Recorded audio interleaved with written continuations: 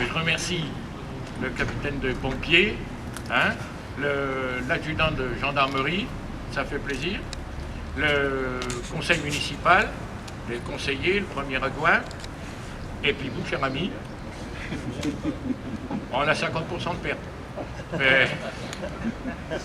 Bon, je vais commencer donc par l'appel des morts des soldats de Fegersem morts en Algérie. Alors, mort pour la France, bien entendu. Hein. Alors, le soldat Knockner René, mort pour la France. Le soldat Hans Georges, mort pour la France. Le soldat Ham Émile, mort pour la France. Le soldat Wingelser Auguste, mort pour la France. Le soldat Riffel Léon, mort pour la France. Le soldat Sitley Louis, mort pour la France. Et le soldat Walter Joseph, mort pour la France. On aura une pensée aussi pour les 13 militaires qui sont morts au Mali ces jours-ci. Hein, et eux, bon, ben, c'est malheureux. Donc, repos à Tunisie. Le 5 décembre, on ne commémore pas une date historique, encore moins la fin d'un conflit. Le 5 décembre, il s'agit de rendre hommage à tous les valeureux compagnons d'armes, militaires d'activité, appelés, rappelés du contingent, fonctionnaires, civils et de police, harkis et moghaznis, infirmières ambulancières, auxiliaires féminines et toutes tués dans l'accomplissement de leur service, de leur devoir d'État ou de citoyen, pour défendre ce qui était alors un territoire français ou placé sous la protection de la France. En ce jour du 5 décembre, je vous invite à vous recueillir dans le souvenir de ceux qui, de 1952 à 1964, ont versé leur sang en Afrique du Nord, que ce soit en Algérie, au Maroc ou en Tunisie. Je vous remercie. Message de Geneviève Dariussec, secrétaire d'État auprès de la ministre des Armées.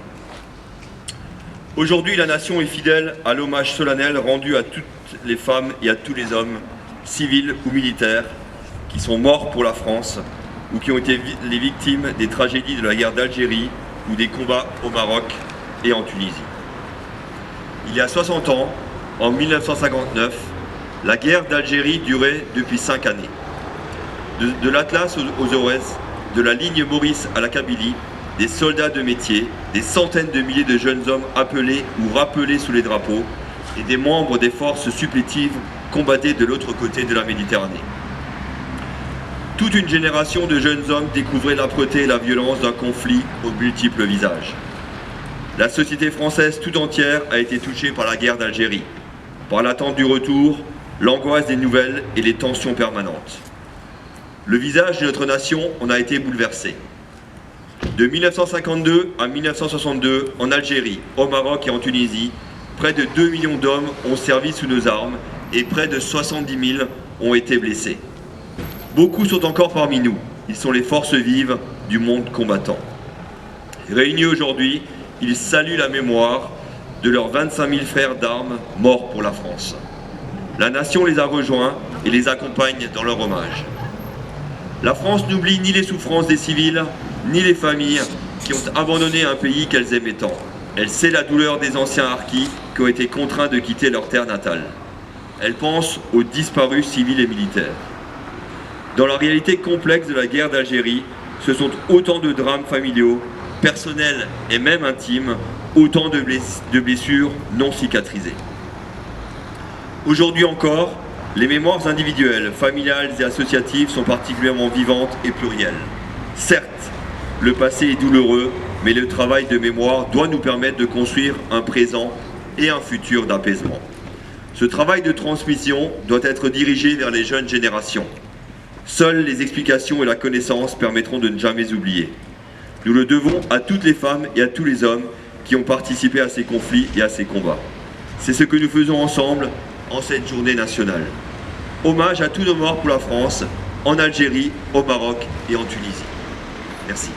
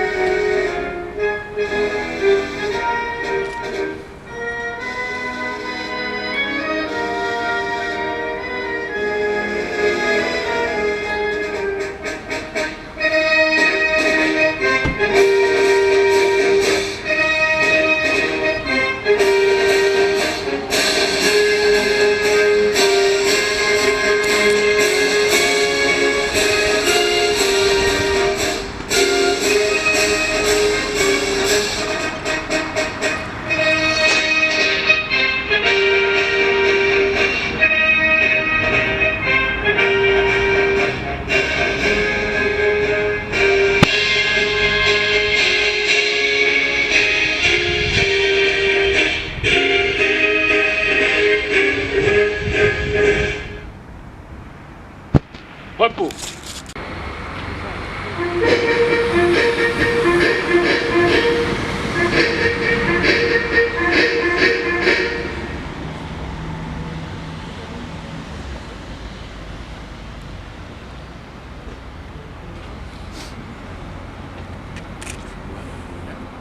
Au nom du ministre de la Défense, j'ai l'honneur de vous remettre la croix du combattant.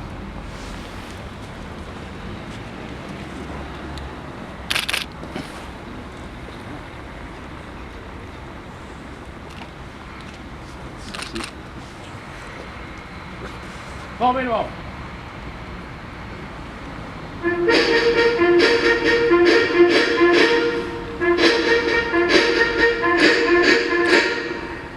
Repos.